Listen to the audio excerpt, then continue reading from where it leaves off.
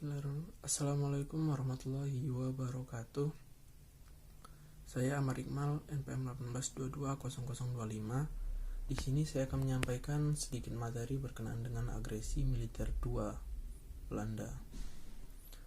Nah, agresi militer Belanda ini diawali dengan penangkapan para tokoh-tokoh Republik Indonesia saat itu.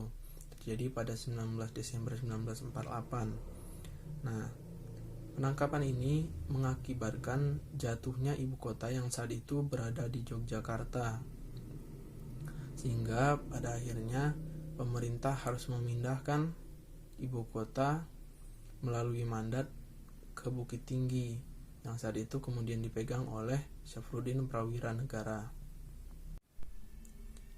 Pemindahan pusat pemerintahan ini yang kemudian disebut juga dengan pemerintahan darurat adalah sebuah solusi atau sebuah pilihan untuk kemudian agar Indonesia tetap memiliki eksistensi di dunia.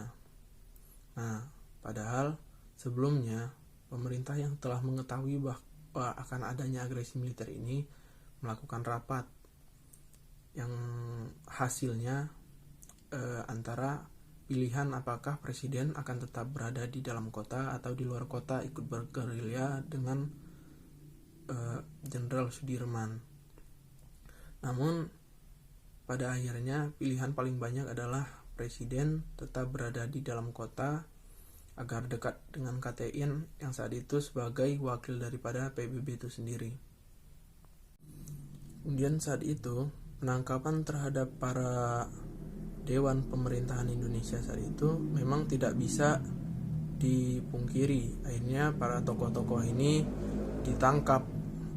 Kemudian pada Desember dinaikkan ke dalam pesawat yang semua orang dalam pesawat itu termasuk kapten atau pilot itu tidak mengetahui arah tujuan. Hingga pada akhirnya sang pilot mendapatkan membuka surat untuk turun di Pangkal Pinang, Pulauan Bangka saat itu. Namun di Pulau Bangka tidak semua tokoh-tokoh pemerintahan ini diturunkan, hanya beberapa seperti Muhammad Hatta dan beberapa menteri. Nah, untuk Soekarno, Susan Sarir, Agus Salim dan yang lain-lain itu kembali terbang ke arah Sumatera Utara dan diturunkan di Brastagi, Parampat. Kemudian para pasukan yang pergi bergerilya dipimpin oleh Jenderal Sudirman saat itu melalui perjalanan yang cukup panjang, kurang lebih sekitar 1000 km antara Jawa Tengah dan Jawa Timur.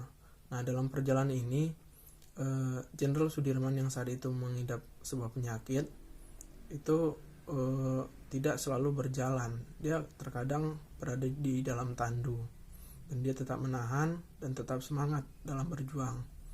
Nah, hingga pada akhirnya pada tanggal 9 Juli 1949 mereka kembali ke Jogja. Nah, tidak hanya sampai di sini, pada akhirnya Maramis dan kawan-kawan